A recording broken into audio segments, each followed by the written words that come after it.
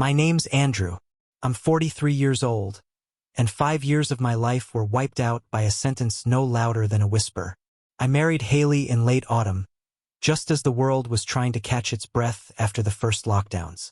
We stood under a canopy of dying leaves in her sister's backyard, the grass still wet from last night's rain. Her daughter Kelly held the rings. Austin, her son, wouldn't smile for photos. I chalked it up to nerves. What teenage boy wants a stranger marrying his mother? I thought I was joining a family. Instead, I became a tenant in someone else's story. We moved into a 2-story just outside Portland. Good neighborhood. Great schools. Big enough for everyone to have space. Small enough that I could fix what needed fixing without hiring help. I bought the house in my name, hauled the moving boxes myself, painted every room over 3 weekends while Haley worked double shifts. Austin wanted deep blue walls. Kelly picked lavender. Neither said thank you. I paid for their phones. I paid for braces, track fees, AP tests, and the busted taillight Austin never told me about. I paid for weekend movies, DoorDash orders, birthday gifts, therapy bills, car insurance. I was never asked, just expected. They never called me Dad. Not once. Not even by accident. At first, I convinced myself it was grief. Or pride. Or some unspoken test. I tried harder. Drove them to school when they missed the bus. Sat in the bleachers for every game and every play. Learned how to silence my opinions so I didn't come off as controlling. Haley said they were just adjusting. But the truth settled in quietly. Like mold. They adjusted around me. Not with me. I remember one Sunday early on. We'd spent the day putting up Christmas lights. I'd gotten on the ladder, freezing my fingers off while Austin and Kelly played DJ from the front steps. When the house finally glowed like something from a postcard, I called them over, proud, expecting something. A smile. A moment. They shrugged. Kelly mumbled, "Cool." Austin asked if he could go to his dad's this year for Christmas. The lights blurred after that. I told myself it was just the cold stinging my eyes. Haley said not to take it personally. "It's not about you," she'd whisper, like I should find comfort in that. "But what does it mean when you're always there, and never one of them?" They hugged their uncle at BBQs. They FaceTimed their cousin for hours. They told stories about their real family, the ones they remembered before I showed up. I was a placeholder, a bench warmer, a utility man with a debit card. Still, I endured. Quietly. Willingly. Because I told myself that love wasn't about being thanked. It was about showing up. I told myself I was building something. I gave them 5 years of my life. I missed my own mother's funeral because Haley's car broke down that week and I didn't want her stranded while I was gone. I paid for Austin's wisdom teeth out of my emergency savings. Kelly's senior trip came during the same month I had to decline a job offer that would have relocated us. "It's not a good time," Haley said. "The kids need stability." Every day I got up, worked 10 hours, came home, cooked meals they picked at, listened to stories they didn't bother telling me directly. Every night, I cleaned the dishes while Haley scrolled through her phone and the kids vanished behind bedroom doors. They didn't see me. They saw what I gave, what I made possible. And maybe I was a fool to think that would be enough. The rot showed in small places first. Austin never texted me back. Kelly started rolling her eyes when I gave advice. They deferred to Haley on everything, whether I was standing in the room or not. If I said no, they asked her. If she disagreed, they complied. If I stood my ground, I became the problem. "Don't be so sensitive," Haley would say. "They're just kids." But they weren't kids. Not anymore. Austin turned 19 this year. Kelly's applying to grad schools. They're old enough to understand what it means when someone carries the load and never drops it. Old enough to know the shape of betrayal. I carried every damn load. And still, I was the outsider. The week it broke was quiet. No screaming. No big moment. Just the final fracture. Delivered like a side comment in a hallway, soft, quick, sharp. I was coming up the stairs with a laundry basket.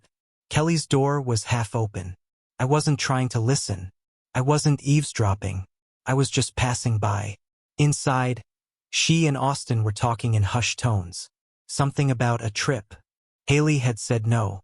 Austin was frustrated. Then Kelly said it. Let Andrew keep quiet. Mom's the one who makes the real decisions. I stopped walking. I don't know why. Maybe I wanted to give her a chance to take it back. Maybe I needed to be sure I'd heard it right. But she didn't correct herself. Austin laughed. They didn't see me. Of course they didn't. I stood there, invisible, holding their laundry. 5 years. 5 years of building, carrying, sacrificing, wiped out by 9 words. Not shouted. Not screamed in a fight. Just spoken like truth. Let Andrew keep quiet. Mom's the one who makes the real decisions. In that moment, something cracked in me. Not loudly. Not with fury. But in that deep, quiet way that never heals the same way again. I kept walking. Put the laundry away. Sat down at the dining table and stared at the wood grain like it might explain something. Haley came home later. I asked her, gently, if she ever corrected them when they talked about me like that. She looked confused. What are you talking about? I told her what I'd heard. She smiled. That tired, practiced smile and said, they're just venting. Don't take it so seriously. But I did. Because I was the one who kept showing up. I was the one holding it all together while being told I didn't count. And the truth hit me then, hard and unrelenting. You can be everything to a family and still be considered nothing. You can pay for the roof, the food, the braces, the birthdays, and still be a footnote in their story. They let me give everything. But never once did they offer belonging in return. So I ask you, before we go further, if someone stands in your home, feeds your children, pays your bills, patches your walls, holds your grief, and listens to your silence, but you still treat him like a ghost, what is he supposed to do when he finally realizes he's never going to be seen? What would you do? The morning after I heard Kelly's words, I sat at the edge of the bed for a long time, staring at the closet doors. I hadn't slept. Not really. Just lay there, flat on my back, counting the ceiling fan rotations like they meant something. Haley stirred behind me. She reached for her phone first. Always her phone. She scrolled in silence while I sat motionless, thinking about everything I'd done for kids who didn't think I had a voice. When she finally spoke, it was the usual. You okay? I said, I'm tired. She kissed the back of my shoulder and went to shower. That's the problem with silence. People think it means everything is fine. But sometimes silence is the sound of rot setting in. That Monday, when they were all gone, I opened the drawer by the kitchen sink. The one with the manuals, warranties, and title documents. The SUV sat there in black ink, clean and legal. Bought 2 years ago. Paid in full. Under my name. No cosigner. No one else's signature but mine. I took the keys and drove into town. No warning. No discussion. I didn't do it out of spite. I did it because it felt necessary. 2 hours later, I left the dealership with a check in my pocket and bus fare on my phone. When I got home, the driveway was empty. I printed a single piece of paper and left it on the kitchen table. Since Mom makes the decisions, she can decide who walks first. Then I grabbed my headphones and went for a walk. I didn't slam the door. I didn't break anything. I just left. The storm didn't hit until dinner. Austin was the first one through the door. I heard the confusion in his voice. Where's the car? Then Kelly. Did Mom take it to work? Then silence. Then the paper. By the time I walked back in, Haley was waiting with her arms crossed.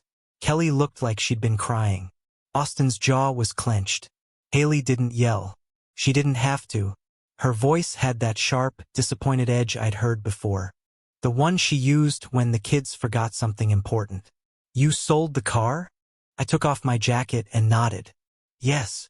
Without talking to me? I didn't know I had a voice in this family. Austin stepped forward. You had no right. I looked at him, really looked, and said, check the title. My name. My right. Kelly's voice cracked. I need that car to get to campus tomorrow. I shrugged. Talk to your mom. She makes the real decisions. No one said they were sorry. No one said, we were wrong. Not a single apology. Instead, Haley shouted, you're acting like a child.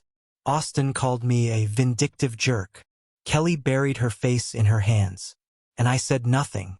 That night, after they slammed their bedroom doors like punctuation marks, I sat in the living room with a calculator and a beer. I redid the budget, this time for one. I canceled every automatic deposit, Austin's monthly allowance, Kelly's gas card, their streaming subscriptions, their phone lines. I called the bank and removed their names from the joint student account.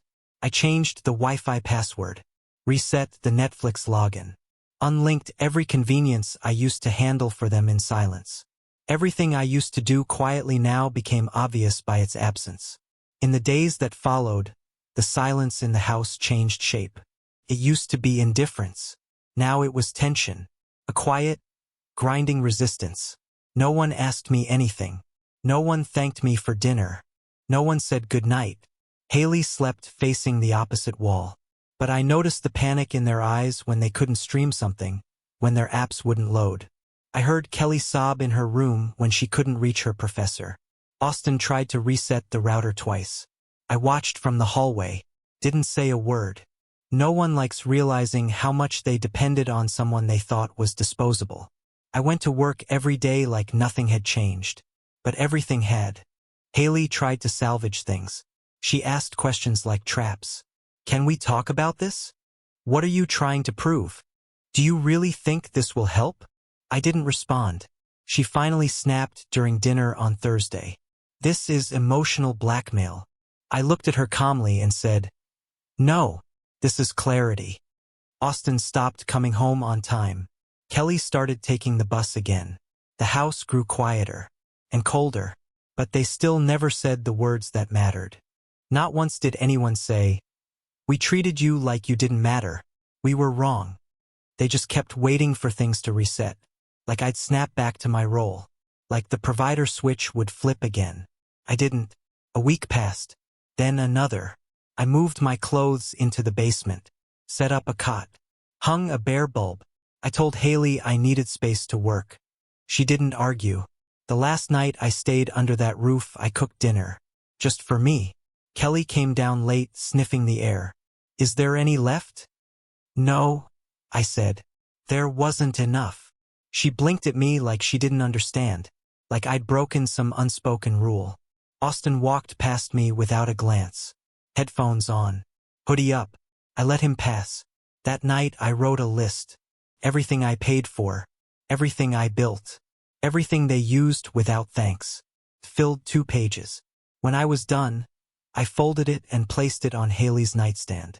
The title read, Here's What Silence Costs. She didn't come to bed that night. The next morning I left. Signed a lease in the city. 1 bedroom, quiet street. Utilities included. No roommates. No echo of footsteps that didn't want to hear me speak. I didn't tell them I was going. I just sent a group text. I've withdrawn my name from this story. You can finish the chapter without me. No reply. Not right away. But hours later, Haley called.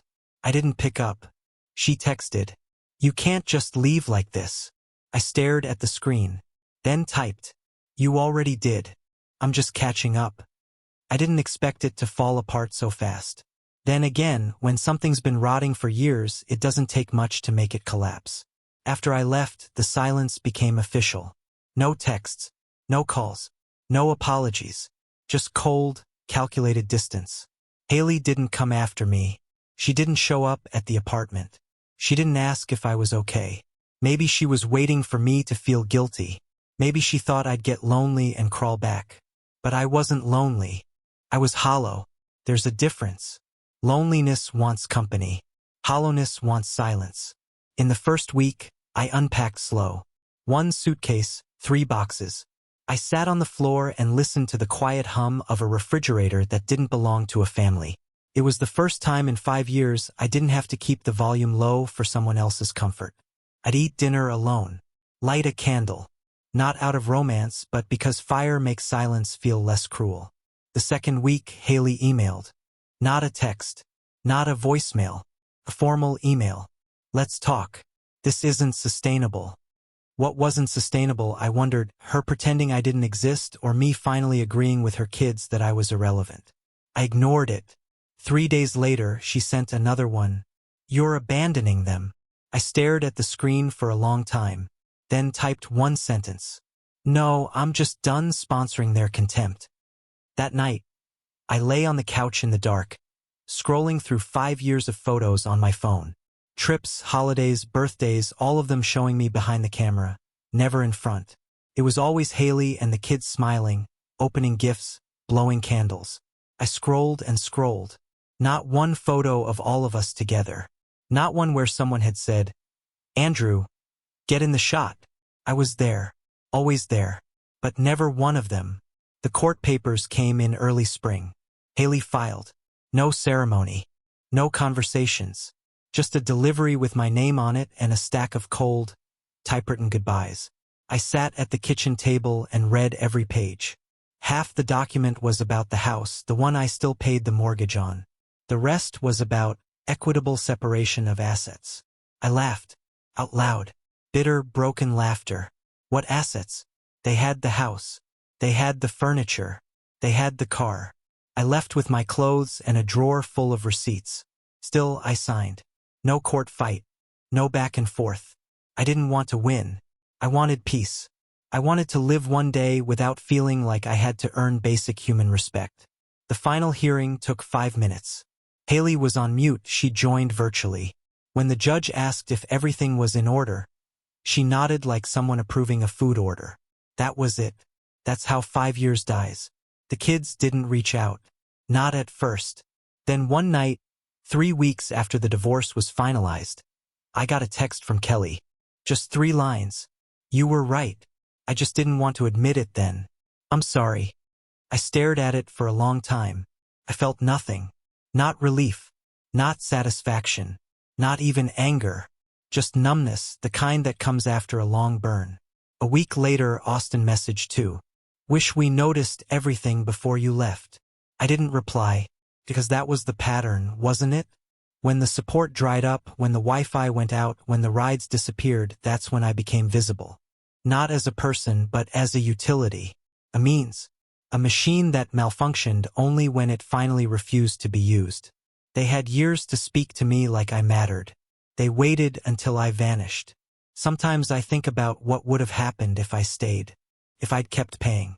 If I'd swallowed just one more insult. If I'd put the car keys back in the drawer, rebooted the router, paid the tuition. Would they have changed? Would they have grown up and seen me for what I gave? Maybe. But maybe they would have kept taking. Haley's final words to me, the last real conversation we ever had, came the day I dropped off the last envelope of documents. She met me in the parking lot of the county building. She didn't look at me when she spoke. "You just gave up." I waited a long time before replying. Then I said it. Quietly, calmly, like fact. "No. I just stopped paying to be disrespected." She flinched. Not visibly. Just that slight pause in breath. Like she'd swallowed something bitter. Then she turned and walked away. I got in my car and didn't look back. Some nights now I lie awake in the new apartment. There's no sound but the city hum outside. I keep the blinds half open. I like watching the headlights streak across the walls. They remind me that life keeps moving, even after yours falls apart. I thought losing them would destroy me. Didn't. What destroyed me was realizing I was never theirs to begin with. So I rebuilt. Slowly. On my terms. No more allowances. No more unspoken debts. Haley still has the house. Austin moved in with her mother after a semester off school. Kelly stayed for a while, then left for her dorms. They post photos now, family dinners, birthdays, a dog I never met. Sometimes I wonder if they tell people there used to be a man who held it all together. A man who took photos but was never in them. A man who cooked and paid and drove and listened and gave. But I doubt it, because to acknowledge me would mean admitting what they lost. And some losses are easier to forget than face. I used to think leaving was the same as quitting. Now I know leaving is sometimes the only way to finish what silence began. Months have passed. The world didn't collapse. The sky didn't fall because I stopped holding it up. Funny how much noise you can remove from your life just by walking away from people who never listened. I keep the apartment clean. Minimal. Everything in its place. No laundry that isn't mine. No cups left half full on the counter. The air feels lighter here. When I open the fridge, nothing stares back at me with expectations. The quiet isn't punishment anymore. It's proof that peace can exist even after ruin. On weekends, I drive out to the edge of the city. There's a park near the river where nobody asks questions. I sit on a bench, drink cheap coffee, and watch other families walk past. Fathers carrying toddlers on their shoulders. Mothers laughing at something trivial that used to sting. Now it just looks distant, like a movie playing behind glass. I'm not jealous. I'm just aware. Because I know what's beneath those smiles. The invisible labor, the bending, the endless trying. I know what it costs to be the quiet man in someone else's house. The one who fixes everything but himself. Sometimes I still wake up expecting noise. The slam of Austin's door, Kelly's music bleeding through walls, Haley's phone lighting up at midnight. Old habits die slow. I'll roll over, half ready to mutter some reminder about school or curfews. Then remember, not my job, not my burden. Freedom feels strange at first. You think it's loneliness. It isn't. It's the absence of being used. They reached out again last month. Kelly first. She wanted help with a loan application. Said the bank needed a cosigner, that she didn't want to bother her mom. I read the message 3 times before replying, "I'm not the right person for that." She sent a heart emoji. Then nothing. A week later, Austin texted, "I heard you sold your truck. You doing okay?" It wasn't a real question. It was guilt dressed up as concern. I told him I was fine. He never wrote back.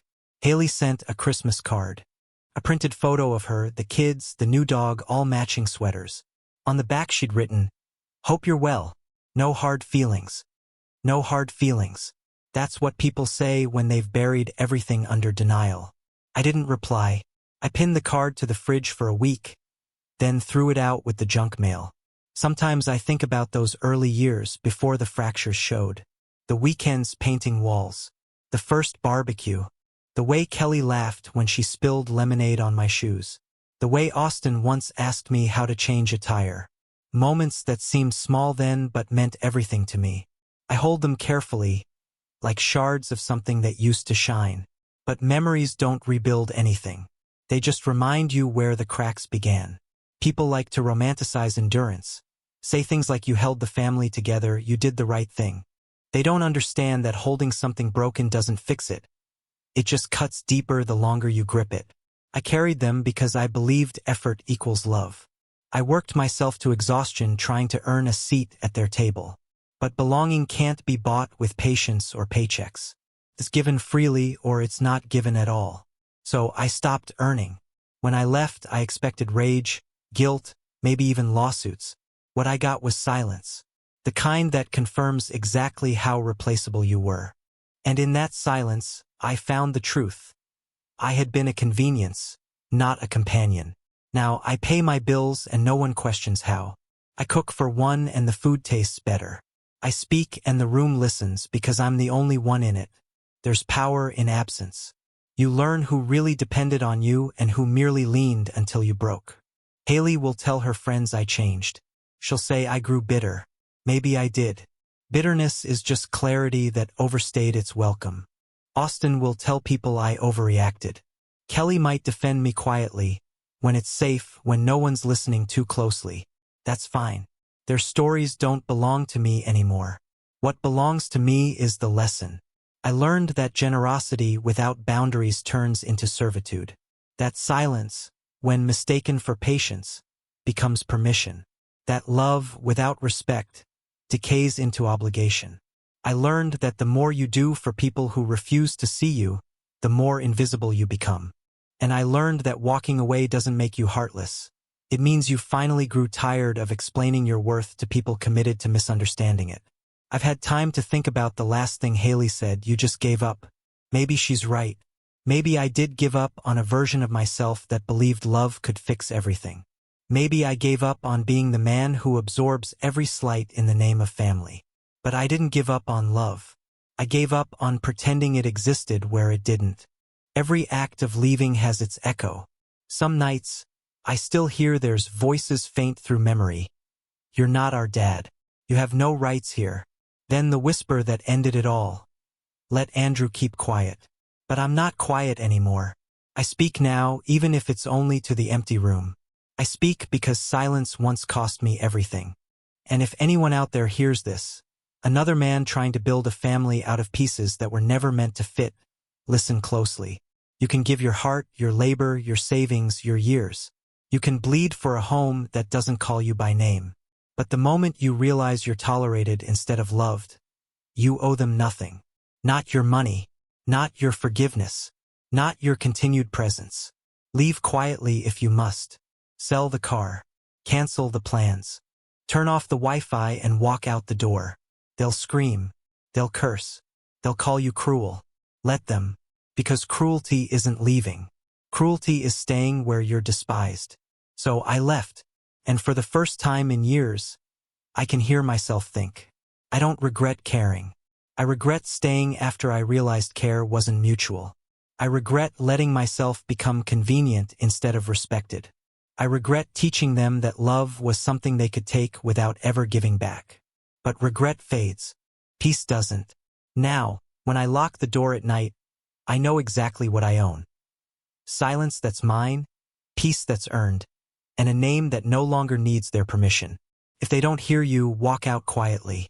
Because sometimes the loudest thing a man can do is finally stop speaking to those who never listened.